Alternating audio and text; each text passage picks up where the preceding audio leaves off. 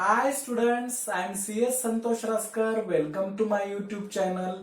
आज आपण 12th अकाउंटन्सीचा जो सेकंड चॅप्टर आहे accounts of not for profit concern, त्या चॅप्टर मधली अत्यंत महत्वाची अशी सबस्क्रिप्शनची ऍडजस्टमेंट पाहणार आहोत. सबस्क्रिप्शन हा मेन सोर्स असतो नॉट फॉर प्रॉफिट कन्सर्नचा इन्कमचा, तो मेन सोर्स असतो. सबस्क्रिप्शनची अमाऊंट तुम्हाला प्रॉब्लेम मध्ये दोन वेगवेगळ्या पद्धतीत दिली जाऊ शकते आणि त्या दोन्ही वेगळ्या पद्धतीमध्ये ऍडजस्टमेंट सोडवण्याची जी मेथड आहे ती वेगवेगळी आहे, जी आपल्याला आज इथे डिस्कस करायची. सबस्क्रिप्शनची अमाऊंट दोन वेगळ्या पद्धतीत दिली जाते म्हणजे काय होतं तर काही प्रॉब्लेम मध्ये रिसीट आणि पेमेंट अकाउंटच्या रिसीट साइडला टू सबस्क्रिप्शन म्हणून फक्त एक सिंगल अमाऊंट दिलेली असते. फक्त एक सिंगल अमाऊंट, त्याच्यामध्ये इयर्स वगैरे काही दिलेले नसतात, एक सिंगल अमाऊंट दिलेली असते. आणि काही प्रॉब्लेम्स मध्ये मात्र रिसीट अँड पेमेंट अकाउंटच्या रिसीट साइडला टू सबस्क्रिप्शन दिलेलं असतं, पण खाली जी अमाऊंट दिलेली असते ते इयर वाईज दिलेली असतात. 2 वर्ष, कधी कधी 3 वर्ष दिलेली असतात आणि त्या प्रत्येक वर्षाच्या अमाऊंट तुम्हाला दिलेल्या असतात. सो सबस्क्रिप्शन दोन पद्धतीत दिलं जाऊ शकतं. एक तर सिंगल अमाऊंट दिली जाते आणि दुसरी गोष्ट म्हणजे इयर वाईज सबस्क्रिप्शन दिलेलं असतं. ह्या दोन पद्धतीत ज्या दिलेल्या असतात त्याच्यामध्ये ऍडजस्टमेंटचे इफेक्ट देण्याच्या पद्धती वेगवेगळ्या आहेत. सिंगल अमाऊंट दिली तर कशा पद्धतीत इफेक्ट द्यायचे आणि इयर वाईज अमाऊंट दिली तर कशा पद्धतीमध्ये इफेक्ट द्यायचे ते आज आपण या व्हिडिओमध्ये पाहणार आहोत.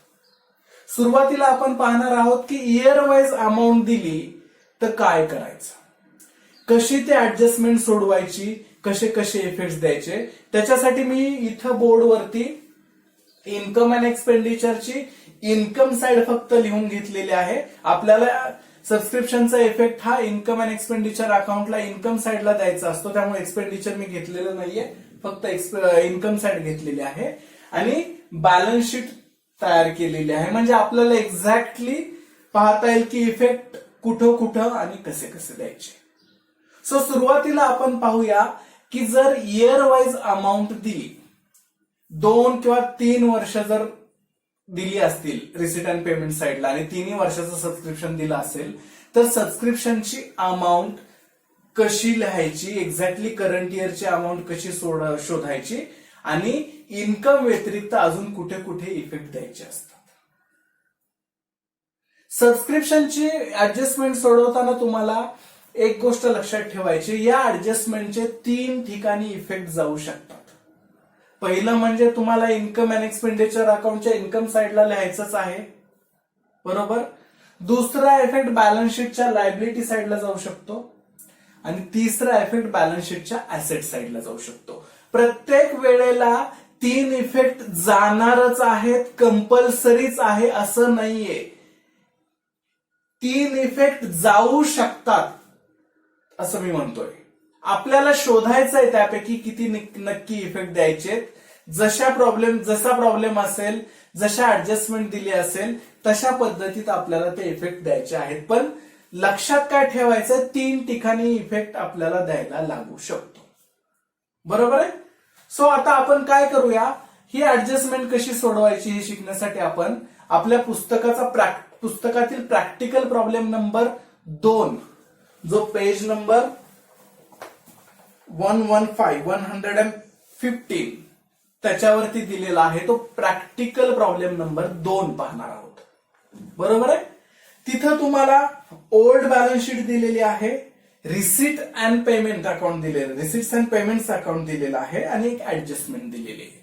या बेसिसवरती फक्त आणि फक्त सबस्क्रिप्शन हे ऍडजस्टमेंटचं प्रेझेंटेशन आपल्याला करायचं आहे, म्हणजे सबस्क्रिप्शनची ऍडजस्टमेंट आपल्याला सोडवायला शिकायचं आहे. मी सुरुवातीलाच तुम्हाला क्लिअर केलं होतं की सबस्क्रिप्शनची ऍडजस्टमेंट आपल्याला 2 पद्धतीत येऊ शकते. म्हणजे रिसीट साइडला आपल्याला एक सिंगल अमाऊंट दिली जाऊ शकते किंवा रिसीट साइडला 2-3 वर्षाच्या सबस्क्रिप्शनच्या अमाऊंट दिल्या जाऊ शकतात. सो आता आपण पाहतोय की जर इयर वाईज सबस्क्रिप्शन दिलं, इयर वाईज म्हणजे काय तर एकापेक्षा जास्त वर्षाचं सबस्क्रिप्शन रिसीट साइडला दिलं तर इन्कम साइडला, लायबिलिटीला आणि ऍसेट्सला नेमके कसे कसे इफेक्ट द्यायचे, बरोबर आहे. ज्यावेळेस तुम्ही प्रॉब्लेम सोडवायला बसणार आहात त्यावेळेस टोटल इन्कम अँड एक्सपेंडिचर आणि बॅलन्स शीट बनवायची आहे. फक्त सबस्क्रिप्शनची ऍडजस्टमेंट सोडवायची नाहीये, पण सबस्क्रिप्शनची ऍडजस्टमेंट थोडीशी अंडरस्टँड करायला अवघड असल्यामुळे सेपरेट आपण त्याचं प्रेझेंटेशन शिकतोय. सो ज्यावेळेस तुम्ही प्रॉब्लेम सोडवायला सुरुवात कराल त्यावेळेस सगळ्यात पहिल्यांदा काय करायचं, सगळ्यात पहिल्यांदा रिसीट साइडला बघायचं की सबस्क्रिप्शन कसं दिलंय, सिंगल अमाऊंट दिलीये की इयर वाईज दिलंय हे पहिलं शोधायचं.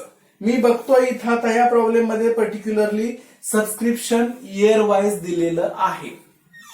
मला कसं समजलं सबस्क्रिप्शन इयर वाईज दिलेलं आहे, तर 4 वर्षाचे सबस्क्रिप्शन दिलेले आहेत. 2016, 17, 17, 18, 18, 19, 19, 20 4 वर्षाचे सबस्क्रिप्शन दिलेले आहेत, म्हणजे सबस्क्रिप्शन इयर वाईज दिलेले आहेत. बरोबर. सो आता सबस्क्रिप्शन इयर वाईज दिले असतील तर काय करायचं असतं, ज्यावेळेस सबस्क्रिप्शन इयर वाईज दिले असतात त्यावेळेला सगळ्यात पहिल्यांदा शोधायचं ते आपल्या प्रॉब्लेमचं करंट इयर कोणतं आहे आणि करंट इयरचं सबस्क्रिप्शन शोधून मग ते इन्कम साइडला इनर कॉलमला सगळ्यात पहिल्यांदा लिहायचं असतं. सो सगळ्यात पहिली स्टेप म्हणजे आपण जो प्रॉब्लेम सोडवणार आहोत त्याचं करंट इयर कोणतं ते शोधणं आणि मग करंट इयरचं सबस्क्रिप्शन शोधणं. करंट इयर शोधणं म्हणजे अतिशय सोपं असतं. तुम्हाला काय करायचं असतं, रिसीट्स अँड पेमेंट्स अकाउंट जे आहे त्याची जी तारीख आहे ती कन्सिडर करायची असते, ती तारीख बघायची असते. आपल्या प्रेझेंट प्रॉब्लेम मध्ये रिसीट अँड पेमेंट अकाउंटची जी तारीख आहे ती 31 मार्च 2019 आहे. बघा डेट काय आहे, 31 मार्च 2019. सो तुम्हाला करंट इयर शोधताना काय करायचं, रिसीट अँड पेमेंट ज्या तारखेचं बनवलेलं आहे ते वर्ष घ्यायचं, 19 ते वर्ष आणि त्याच्या अगोदरचे वर्ष. 19च्या अगोदर कोणतं वर्ष असेल, 18. सो थोडक्यात 2018-19 हे या प्रॉब्लेम मधलं करंट इयर आहे.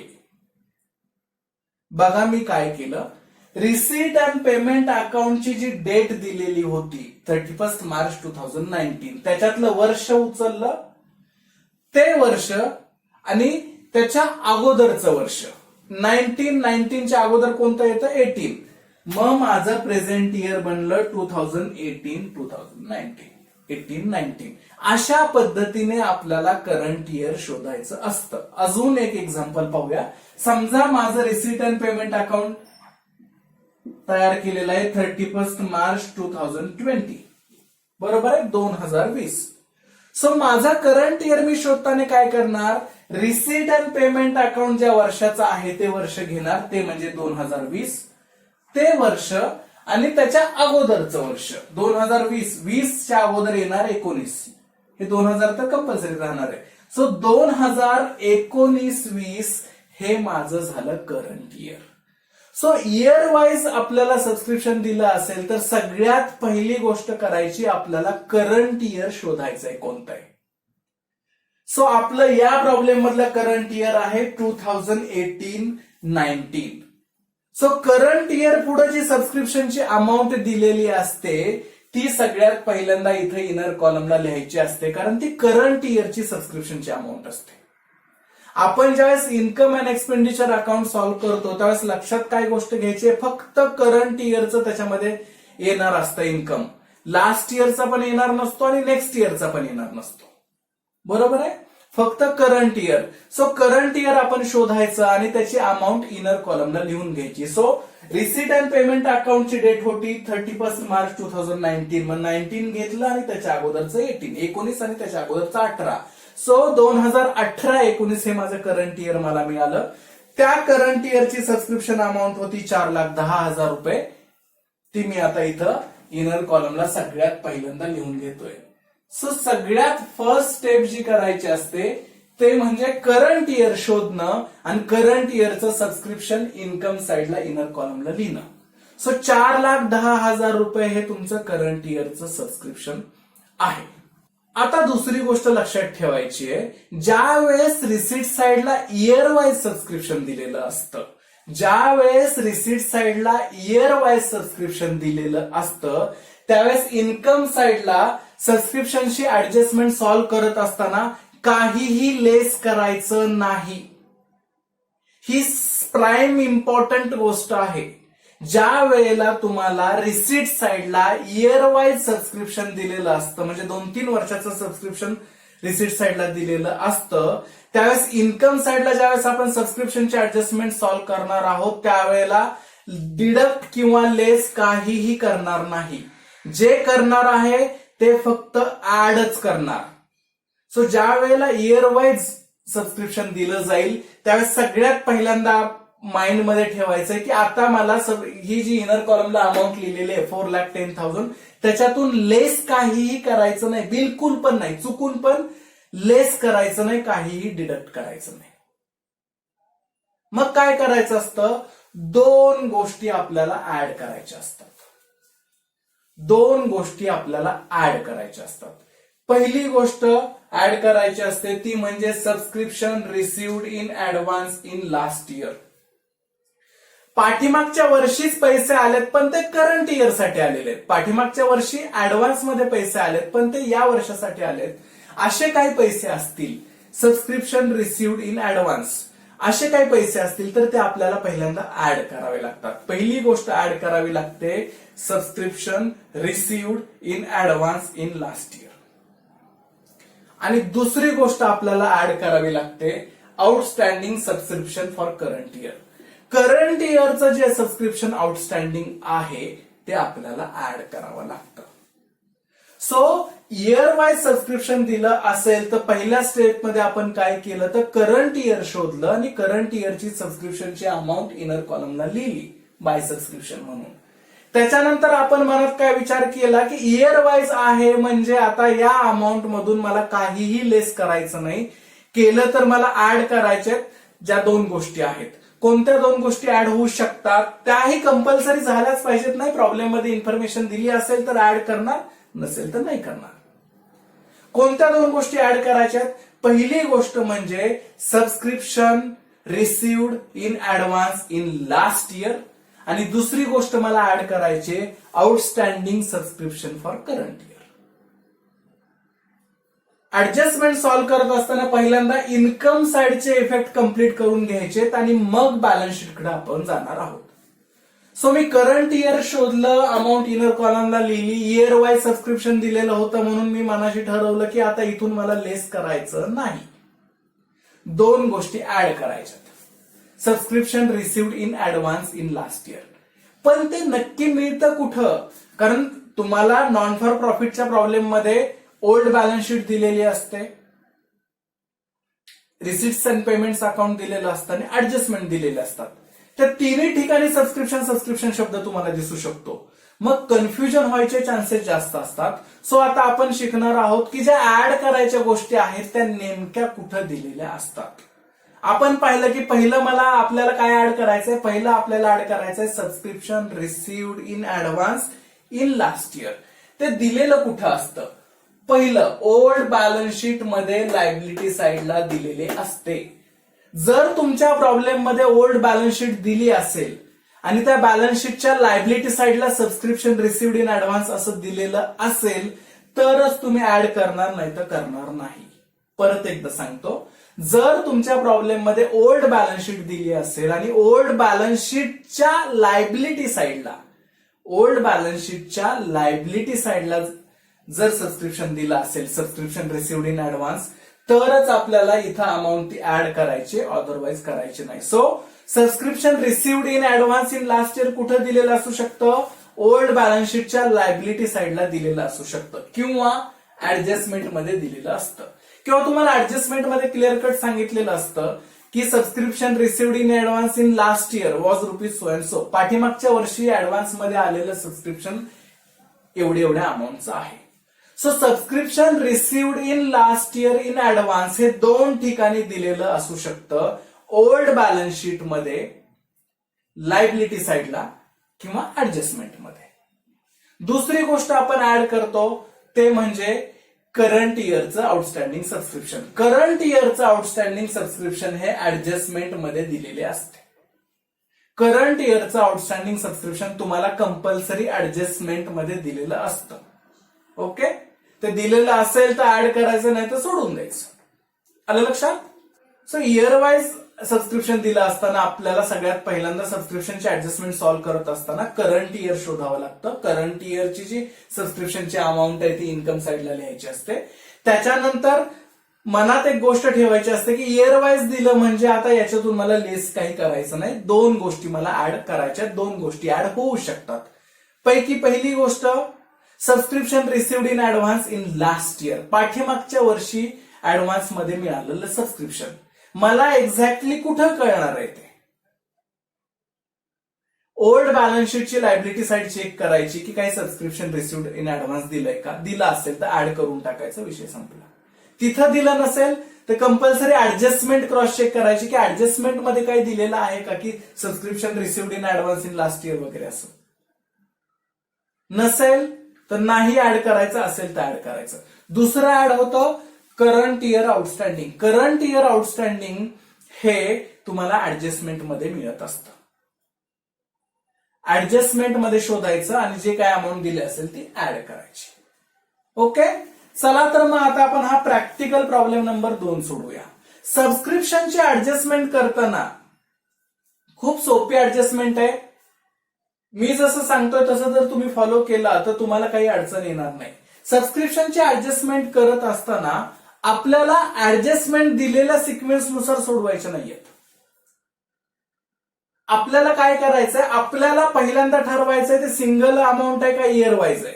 मग इयर वाईज आलं की पहिल्यांदा कम्प्लीट इन्कम साईड सॉल्व्ह करून घ्यायची, मग लायबिलिटीकडे जायचं आणि मग असेटकडे जायचं. 1 बाय 1 आपणच सोडवणार आहोत, आपणच इनिशिएटिव्ह घेऊन सोडवायचं. आपण ऍडजस्टमेंट वरती डिपेंड राहायचं नाही. ऍडजस्टमेंट वरती तुम्ही डिपेंड राहिला की तुम्ही कन्फ्युज होऊ शकता. कसं सोडवायचं मग आता प्रॉब्लेम बघूया आपण. हा प्रॉब्लेम आपल्या समोर आहे असं समजूया. या प्रॉब्लेम मध्ये बघितलं की आपल्याला इयर वाईज दिलेला आहे आणि आपण आता इनर कॉलमला ती अमाऊंट लिहून ठेवलेली आहे, 4,10,000 रुपये. आता ऍडजस्टमेंट सोडवायची सबस्क्रिप्शनची. तर खाली ऍडजस्टमेंट काय दिले ते एकदा वाचून घ्यायचं, त्याच्याबद्दल काय प्रॉब्लेम नाही. पण नंतर काय आपल्याला माहितीये की सबस्क्रिप्शन इयर वाईज दिलंय ना, म्हणजे याच्यातून लेस काही करणार नाही, मला 2 गोष्टी ऍड करायच्यात. मग त्या 2 गोष्टी ऍड करायच्या, त्या पटकन शोधायला सुरुवात करायची. पहिली गोष्ट मला कोणती ऍड करायची, subscription received in advance in last year, पाठीमागच्या वर्षी ऍडव्हान्स मध्ये आलेलं सबस्क्रिप्शन मला ते कुठं मिळू शकतं. मी पहिल्यांदा बघणार old balance sheet liability side. Old balance शीटच्या लायबिलिटी साईडला जाऊया आणि बघूया सबस्क्रिप्शन रिसिव्ड इन ऍडव्हान्स आहे का.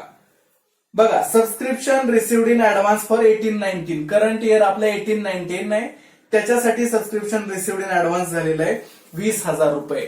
सो सबस्क्रिप्शन इन ऍडव्हान्सची अमाऊंट आपल्याला मिळाली. मग ओरिजिनल 4,10,000 मध्ये मी हे 20,000 रुपये ऍड करणार. ओके, जी काय टोटल येणार आहे ती लिहिणार मी इथं 4,30,000. पहिली अमाऊंट ऍड करून झाली. आता दुसरी अमाऊंट शोधायची. दुसरी अमाऊंट कोणती आहे, current year outstanding. Current year outstanding हे कुठं दिलेलं असतं, ऍडजस्टमेंट मध्ये दिलेलं असतं. ऍडजस्टमेंट वाचूया. Outstanding subscription for 2018-19 rupees 32,000. 18-19चा आउटस्टँडिंग किती आहे, 32,000 आहे, 32,000 रुपये आहे. मग ते 32,000 रुपये मी इथे ऍड करणार. करंट इयरचा आउटस्टँडिंग. थोडीशी अमाऊंट खाली लिहिली गेली आहे कारण मध्ये तुमच्या क्लेरिफिकेशनसाठी मी ते आयटम कुठे मिळतो ते तिथे लिहून ठेवलेलं आहे. सो 4,30,000 प्लस 32,000, 4,62,000 ही माझी इन्कम साईडची आउटरला जाणारी टोटल झाली.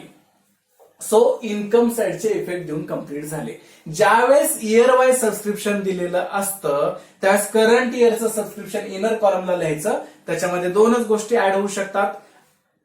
ऍड पहिली गोष्ट subscription received in advance in last year, liability साईडला मिळतं किंवा ऍडजस्टमेंट मध्ये मिळतं, जुन्या बॅलन्स शीटच्या लायबिलिटी साईडला किंवा ऍडजस्टमेंट मध्ये ते लिहिलं, 20,000 ऍड केलं. आणि करंट इयरचं आउटस्टँडिंग हे कंपल्सरी ऍडजस्टमेंट मध्ये मिळतं, ते लिहिलं 32,000, 4,62,000. सबस्क्रिप्शनचे ऍडजस्टमेंट सोडवताना ऍडजस्टमेंट वरती डिपेंड राहायचं नाही ऍज ऍडजस्टमेंटच्या सिक्वेन्स वरती. आपण आपल्या याच्याप्रमाणे सोडवायची. पहिल्यांदा इन्कम साइड कंप्लीट करून झाली. आता मी जाणार लायबिलिटी साइडला.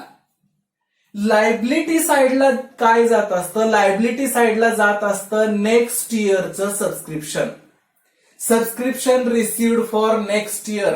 लायबिलिटी साइडला कोणत्या गोष्टीचा इफेक्ट जातो? Subscription received for next year.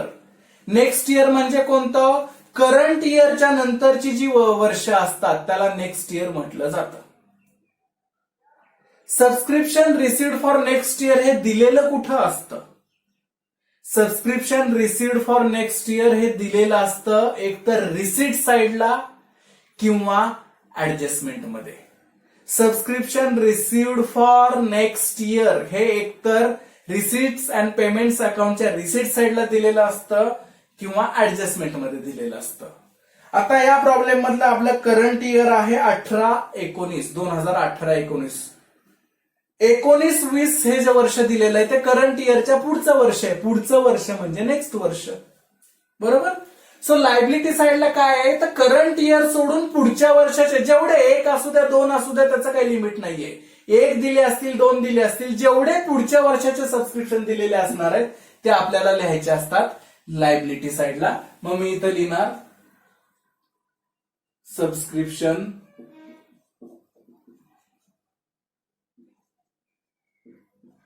Received in advance for 2019-20. मग किती अमाऊंट आहे ती? 19-20 ची अमाऊंट आहे 21,000 रुपये. 21,000 याचा इफेक्ट गेला. लायबिलिटीचा इफेक्ट संपून गेला. लायबिलिटीला फक्त सबस्क्रिप्शन रिसिव्ड फॉर नेक्स्ट इयरची अमाऊंट घ्यायची असते, बाकी काहीही घ्यायचं नसतं. करंट इयरच्या पुढच्या वर्षाचं जे सबस्क्रिप्शन आलेलं आहे ते फक्त लायबिलिटीला घ्यायचं. आता asset side step by step. पहिल्यांदा इन्कम कंप्लीट केलं, मग लायबिलिटीला गेलो आणि मग ऍसेटला गेलो. ऍडजस्टमेंट कशा काय येणं हे आपण पाहायचं. पहिल्यांदा इन्कम कंप्लीट करायचं, परत लायबिलिटी जायचं आणि ऍसेट जायचं. ऍसेटला इफेक्ट द्यायचे. काहीही विसरत नाही आणि काहीही चुकत नाही. ओके. ऍसेट साइडला इफेक्ट देत असताना करंट इयरचं सबस्क्रिप्शन तर द्यायचंच असतं. करंट इयरचं जे आउटस्टँडिंग आहे, outstanding subscription for current year, याचा इफेक्ट जातो. पण त्याचबरोबर ऍसेट साइडला पाठीमागचं काही येणं राहिलं असेल, करंट इयर सोडून पाठीमागच्या वर्षातलं काही येणं राहिलं असेल तर त्याचा पण इफेक्ट आपल्याला लिहावा लागतो. सो आपण इथं ऍसेट साइडला सुरुवातीला लिहितो आउटस्टँडिंग सबस्क्रिप्शन.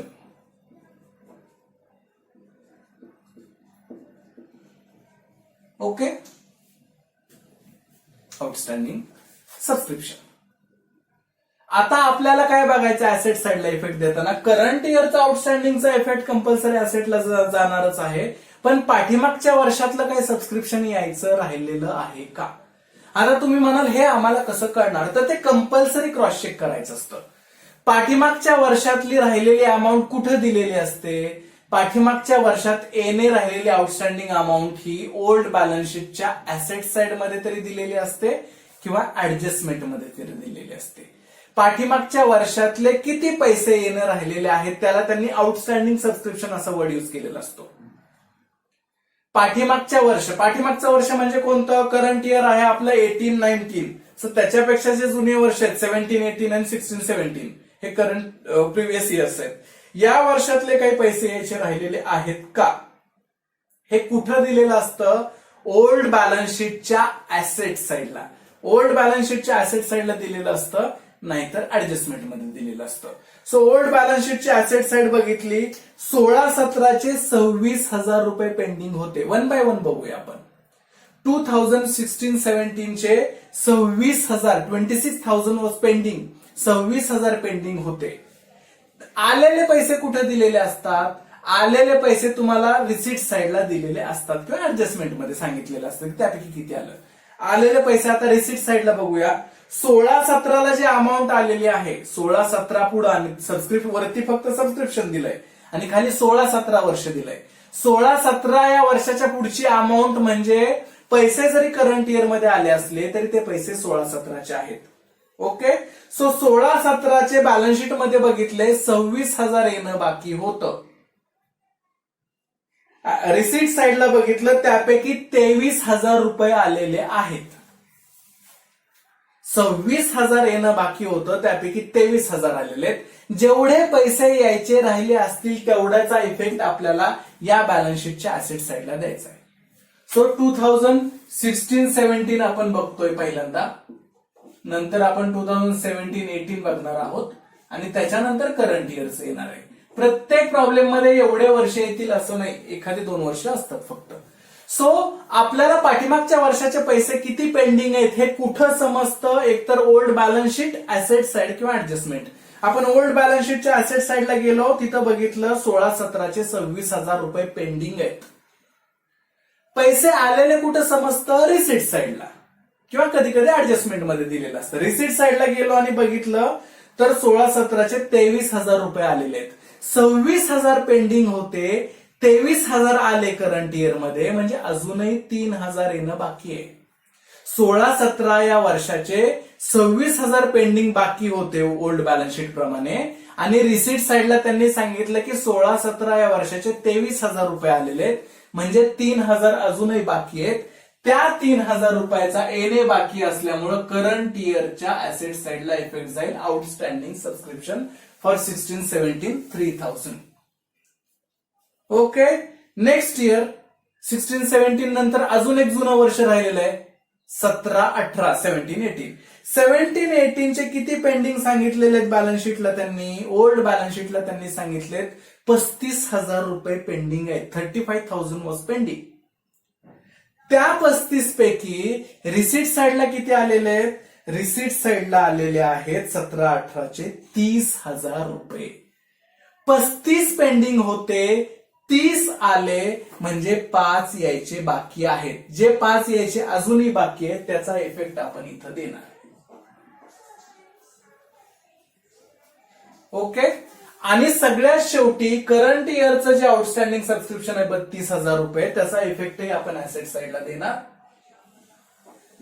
आणि या तिघांची टोटल बॅलन्स शीटच्या ऍसेट साईडच्या आउटर कॉलम मध्ये जाईल. 35 + 5 37 + 3 40,000, 40,000 रुपये ही बॅलन्स शीटच्या ऍसेट साईडला. अशा पद्धतीने इयर वाईज सबस्क्रिप्शन आलं तर आपल्याला प्रॉब्लेम सोडवायचा असतो. पहिल्यांदा करंट इयर शोधायचं. करंट इयर शोधून मग करंट इयरची जी सबस्क्रिप्शनची अमाऊंट आहे ती इन्कम साईडला इनर कॉलमला लिहायची.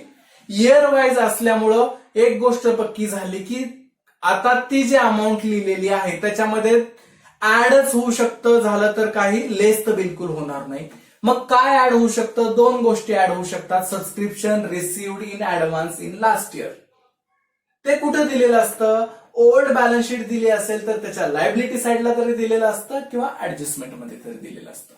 दुसरी गोष्ट ऍड होते outstanding subscription for current year. Current इयरचं सबस्क्रिप्शन फक्त आउटस्टँडिंग ऍड करायचं तुम्हाला, ते कुठं दिलेलं असतं, ऍडजस्टमेंट मध्ये. हे 2 ऍड केलं की इन्कम साईडचा इफेक्ट संपून जातो. इन्कम साईडचा इफेक्ट कंप्लीट केला की लगेच लायबिलिटीकडे मूव्ह व्हायचं. लायबिलिटी साईडला फक्त करंट इयर सोडून पुढच्या वर्षाचे काही पैसे आले असतील, करंट इयर सोडून नेक्स्ट इयरचे पैसे आले असतील त्याचा इफेक्ट द्यायचा असतो. मग आपण बघितलं की 19-20चे पैसे आलेले 21,000, त्याचा इफेक्ट दिला. ऍसेट साईडला इफेक्ट देत असताना काय लक्षात ठेवायचं, ऍसेट साईडला इफेक्ट देताना लक्षात ठेवायचं करंट इयरचं तर होणारच आहे, करंट इयरचं आउटस्टँडिंग आहे त्याचा इफेक्ट द्यायचाच आहे, पण पाठीमागच्या वर्षातलं काही अजून येणं बाकी आहे का त्याचा इफेक्ट पण ऍसेट साईडला द्यायचा असतो. सो इफेक्ट ऍसेट साईडला देताना करंट इयरचा आणि त्याचबरोबर मागचा कुठला इफेक्ट जातोय का हे आठवणीने क्रॉस चेक करायचं. मग पाठीमागचे पैसे किती पेंडिंग आहेत एक्झॅक्टली कुठं कळतं, एक तर ओल्ड बॅलन्स शीट दिली असेल तर त्याच्या ऍसेट साईडला दिलेलं असतं किंवा ऍडजस्टमेंट मध्ये दिलेलं असतं. मग ती किती पेंडिंग आहे बघायची, त्याच्यातून करंट इयरला किती पैसे आलेत, करंट इयरला आलेले पैसे हे रिसीट साईडला दिलेले असतात. मग पेंडिंग पैशामधून करंट इयरला आलेले पैसे मायनस करायचे आणि मग जे उरतायत ते आउटस्टँडिंग म्हणून इथं द्यायचे. अशा पद्धतीने इन्कम, लायबिलिटी आणि ऍसेट अशा 3 ठिकाणी आपल्याला सबस्क्रिप्शनचा इफेक्ट द्यायचा असतो. आता आपण पाहणार आहोत practical problem number 3. Practical problem number 3 जर बघितलं तर रिसीट्स अँड पेमेंट्स अकाउंट आपल्याला दिलेलं आहे ना, ऍडजस्टमेंट दिलेली आहे, म्हणजे आपल्याला ओल्ड बॅलन्स शीट दिलेली नाही. ओके, आता आपल्याला परत सबस्क्रिप्शनचे ऍडजस्टमेंट सॉल्व्ह करायचे. सबस्क्रिप्शनचे ऍडजस्टमेंट सॉल्व्ह करत असताना रिसीट साइडला जायचं आणि सबस्क्रिप्शनची अमाऊंट बघायची कशी दिली आहे, सिंगल अमाऊंट दिली आहे का इयर वाईज दिली आहे. गेलो मी बघितलं 3 वर्षाचं सबस्क्रिप्शन दिलंय म्हणजे ती सिंगल अमाऊंट नाहीये, ती इयर वाईज आहे. इयर वाईज सबस्क्रिप्शन तुम्हाला दिसलं की पहिली स्टेप काय करायची असते, पहिली स्टेप करायची असते करंट इयर शोधणं. रिसीट्स अँड पेमेंट अकाउंटची जी तारीख आहे ती आहे 31 मार्च 2018. 31 मार्च 2018. करंट इयर शोधताना काय करायचं, रिसीट अँड पेमेंट अकाउंटची तारीख आहे त्याच्यातलं हे वर्ष घ्यायचं, ते वर्ष आणि त्याच्या अगोदरचं वर्ष 18 आणि 18च्या अगोदर कोणतं असेल 2017. सो 2017-18 हे आपलं या प्रॉब्लेम मधलं करंट इयर आहे. सो 2017-18ची जी अमाऊंट आहे 60,000 ती आपल्याला लिहून घ्यायचे सबस्क्रिप्शन म्हणून इन्कम साइडला इनर कॉलम मध्ये 60,000 करंट इयरची.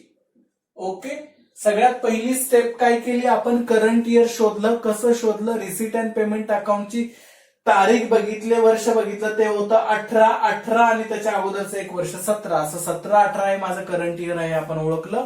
मग करंट इयर समोर दिलेली जी अमाऊंट आहे ती एक इन्कम अँड एक्सपेंडिचर अकाउंटच्या इन्कम साइडला लिहून घेतली. ओके, आता बघा सबस्क्रिप्शन इयर वाईज दिलंय म्हणजे आता माझ्या डोक्यामध्ये काय पक्क असलं पाहिजे, आता मला हे पक्क असलं पाहिजे की आता मी फक्त ह्या 60,000 मध्ये काय केलं तर ऍड करीन, लेस काहीही करणार नाही. ज्यावेळेस इयर वाईज सबस्क्रिप्शन येतं त्यावेळेस आपण अमाऊंट ऍड करत असतो, लेस काहीही करत नाही. सो काय ऍड होतं, पहिली गोष्ट ऍड होते subscription received in advance in last year. Subscription received in advance in last year हे आपल्याला ऍड करायचंय. ऍड तर करायचंय पण ते कुठं असतं एक्झॅक्टली, परत एकदा बघा, मी ऍडजस्टमेंट वाचलेल्या नाहीत. आपण ही जी सिक्वेन्स आहे ती लक्षात ठेवायची आणि त्याच्याप्रमाणे प्रॉब्लेम सोडवायचा, 100% बरोबर येणार. मी दिलंय की नाही ते नाही बघत आहे. Okay, subscription received in advance in last year. मग मी आता शोधलं पहिल्यांदा कुठं, ओल्ड बॅलन्स शीटची liability side. Old balance sheet problem मध्ये दिलेली नाही त्यामुळे तिथं शोधायचा प्रश्नच येत नाही. अजून कुठं असू शकतं, ऍडजस्टमेंट मध्ये दिलेलं असतं. मग आता ऍडजस्टमेंट मध्ये बघूया. ऍडजस्टमेंट काय आहे बघा, during previous year, during previous म्हणजे पाठीमागच्या वर्षी, subscription received in advance for 17-18 is 2,000. पाठीमागच्या वर्षी 17-18 साठी, आपलं करंट इयर कोणतं आहे 17-18 आहे, पाठीमागच्या वर्षी 17-18 साठी ऍडव्हान्स मध्ये आलेलं सबस्क्रिप्शन किती आहे, 2,000 आहे. ओके, मग मी ते इथं लिहिलं 2,000. 62,000 मी टोटल केली. पहिली जी गोष्ट ऍड करायची होती ती मला मिळाली. दुसरी गोष्ट, दुसरं काय ऍड करायचं असतं, करंट इयरचं सबस्क्रिप्शन आउटस्टँडिंग. ओके, सगळ्यात पहिली ऍडजस्टमेंट वाचूया. Subscription outstanding for the year 17-18. आपलं करंट इयर कोणतं आहे 17-18.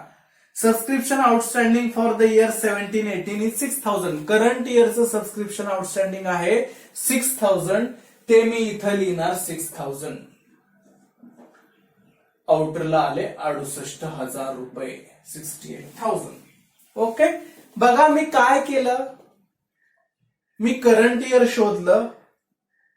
करंट इयरची जी सबस्क्रिप्शनची अमाऊंट रिसीट साइडला दिली होती ती इनर कॉलमला लिहिली. इयर वाईज सबस्क्रिप्शन दिलेलं होतं त्यामुळे माझ्या डोक्यात पक्क होतं आता त्याच्यामध्ये मला फक्त ऍडच करायचंय, लेस करायचं नाही. मग ऍड काय करायचंय, ऍड 2 गोष्टी करायच्यात मला. एक तर subscription received in advance in last year कुठं दिलेलं असतं, ओल्ड बॅलन्स शीट असेल तर त्याच्या लायबिलिटी साइडला, ओल्ड बॅलन्स शीटच नव्हती तो विषय संपला. अजून कुठं दिलेलं असतं, ऍडजस्टमेंट मध्ये. ऍडजस्टमेंट मग वाचली, तिथं समजलं की प्रिव्हियस इयर मध्ये करंट इयरचा ऍडव्हान्स मध्ये मिळालेलं सबस्क्रिप्शन 2,000 आहे, मग ते लिहिलं. त्याच्यानंतर दुसरी गोष्ट ऍड करायची कोणती, outstanding subscription for current year. मग ते कुठं असतं, ते असतं ऍडजस्टमेंट मध्ये. मग ते ऍडजस्टमेंट वाचली, मला 6,000 मिळाले, अमाऊंट लिहिली. आपला इन्कम साइडचा इफेक्ट संपला. आता आपल्याला बघायचं आहे लायबिलिटी साइडचा इफेक्ट. लायबिलिटी साइडला काय जातं, लायबिलिटी साइडला जातं subscription received for next year. पुढच्या वर्षीचं सबस्क्रिप्शन लायबिलिटी साइडला जातं. मग ते कुठं दिलेलं असतं, ते दिलेलं असतं रिसीट साइडला किंवा ऍडजस्टमेंट मध्ये. आपलं करंट इयर कोणतं आहे, 17-18. सो 17-18 पेक्षा पुढच्या वर्षाचं सबस्क्रिप्शन असेल तर त्याला आपण म्हणणार नेक्स्ट इयर. रिसीट साइडला गेलो, तिथं बघितलं 17-18च्या नंतरचं वर्ष होतं 18-19, त्याचं सबस्क्रिप्शन आहे 4,500. मग आपण लिहिणार subscription received in advance for 2018-19 4,500. Liability साइडला फक्त नेक्स्ट इयरचं सबस्क्रिप्शन लिहायचं असतं, बाकी कुठलाही इफेक्ट तिथं जात नाही सबस्क्रिप्शनचा. ते संपला इफेक्ट लायबिलिटी साइडचा. आता ऍसेट साइडला, ऍसेट साइडचा इफेक्ट देत असताना करंट इयरचं आउटस्टँडिंग तर लिहायचंच आहे, पण त्याचबरोबर पाठीमागच्या वर्षाचं काही अजून येणं बाकी आहे का ते क्रॉस चेक करून घ्यायचंय. आता पाठीमागच्या वर्षाचे पैसे नक्की किती बाकी आहेत हे कुठं समजतं, तर ओल्ड बॅलन्स शीटच्या ऍसेट साइडला दिलेलं असतं. आता ओल्ड बॅलन्स शीट दिलेली नाहीये, त्यामुळे ऍसेट साइडला द्यायचा काही प्रश्न नाहीये. मग ऍडजस्टमेंट मध्ये दिलेलं असू शकतं. ऍडजस्टमेंट वाचूया. Outstanding subscription for 16-17. 16 आपलं करंट इयर कोणतं आहे, 17-18. 16-17 कोणतं झालं, प्रिव्हियस इयर, मागचं वर्ष. मागच्या वर्षाचं आउटस्टँडिंग म्हणजे काय, तर मागच्या वर्षाचं येणं बाकी. मागच्या वर्षाचं येणं बाकी होते 2,500. सो 16-17चे 500 बाकी होते. मग 16-17चे पैसे किती आले हे कुठं दिलेलं असतं, रिसीट साइडला किंवा ऍडजस्टमेंट मध्ये. मग रिसीट साइडला बघूया 16-17चे किती पैसे आलेत, 2,000. बघा ऍडजस्टमेंट मध्ये सांगितलं त्यांनी 2,500 येणं बाकी आहे 16-17चं, आणि रिसीट साइडला आपल्याला समजलं 16-17चे 2,000 रुपयेच फक्त आलेले आहेत. 2,500 बाकी होते, 2,000 आले म्हणजे 500 अजून येणं बाकी. मग त्या 500चा फक्त मी इफेक्ट देणार 2016-17 500. त्या 2,000चा काहीही विचार करायचा नसतो आपल्याला बिलकुल सुद्धा. जेवढं यायचं राहिलेलं आहे तेवढाचा विचार करायचा आहे, किती आले त्याच्याशी देणं घेणं नाही. ओके, हे झाले 16-17चे. आणि करंट इयरचं जे आउटस्टँडिंग आहे 2017-18चं, जे इथं आपण ऍड केलंय 6,000, ते जसंच्या तसं इथं जाणार आणि आउटरला आपण लिहिणार 6,500. अशा पद्धतीने आपण सबस्क्रिप्शनची ऍडजस्टमेंट सोडवायची असते जर सबस्क्रिप्शन इयर वाईज दिलं असेल तर. सबस्क्रिप्शन इयर वाईज दिलं असेल तर काय काय सेट्स करायचे असतात, करंट इयर शोधणे, करंट इयरचं सबस्क्रिप्शन इन्कम साइडला इनर कॉलमला लिहिणे, त्याच्यानंतर फक्त त्याच्यामध्ये दोनच गोष्टी ऍड करणे. एक subscription received in last year, subscription received in advance in last year कुठं दिलेलं असतं ते old balance sheet liability side किंवा ऍडजस्टमेंट. दुसरं ऍड करणे करंट इयर आउटस्टँडिंग सबस्क्रिप्शन कुठं दिलेलं असतं, ऍडजस्टमेंट. इन्कम साइडचा इफेक्ट झाला लायबिलिटी साइड. लायबिलिटी साइड मला फक्त नेक्स्ट इयरचं काही सबस्क्रिप्शन असेल ते लिहायचं असतं. करंट इयर सोडून पुढच्या वर्षाचं काही सबस्क्रिप्शन आलं असेल तर ते लायबिलिटीला लिहायचं असतं. तो इफेक्ट संपला. ऍसेट साइडला लिहिताना इथं जे ऍड केलेलं असतं outstanding subscription for current year ते तर लिहायचंच असतं. त्याच्या व्यतिरिक्त पाठीमागं कुठल्या एखाद्या वर्षाचे पैसे येणे बाकी आहेत का, जेवढे येणे बाकी असतील ते आपल्याला लिहायचे असतात. तुम्ही म्हणणार आम्हाला कसं कळणार नक्की किती येणं बाकी आहे. किती येणे बाकी हे ओल्ड बॅलन्स शीट मध्ये ऍसेट साइडला दिलेलं असतं किंवा ऍडजस्टमेंट मध्ये दिलेलं असतं, आणि त्यापैकी किती आलेत हे रिसीट साइडला दिलेलं असतं. किती येणे बाकी आहे हे ओल्ड बॅलन्स शीटच्या ऍसेट साइडला किंवा ऍडजस्टमेंट मध्ये दिलेलं असतं, आणि त्यापैकी किती येणे बाकी आहे, किती बाकी त्यापैकी किती आलेत हे रिसीट साइडला दिलेलं असतं. मग येणे बाकी मधून किती आले हे वजा केलं की साहजिकच उरलेले पैसे अजूनही येणे बाकी आहेत ते ऍसेट साइडला लिहायचे असतात. अशा पद्धतीने सबस्क्रिप्शनची ऍडजस्टमेंट सॉल्व्ह करायची असते जर सबस्क्रिप्शन इयर वाईज दिलं तर. आता नेक्स्ट व्हिडिओमध्ये आपण पाहणार आहोत की सबस्क्रिप्शनची सिंगल अमाऊंट दिली तर सबस्क्रिप्शनची ऍडजस्टमेंट नक्की सॉल्व्ह कशी करायची. जर तुम्हाला माझा व्हिडिओ आवडला असेल तर लाईक करा, तुमच्या फ्रेंड्स सोबत शेअर करा, कमेंट करा आणि सबस्क्राईब करायला विसरू नका. Thank you so much.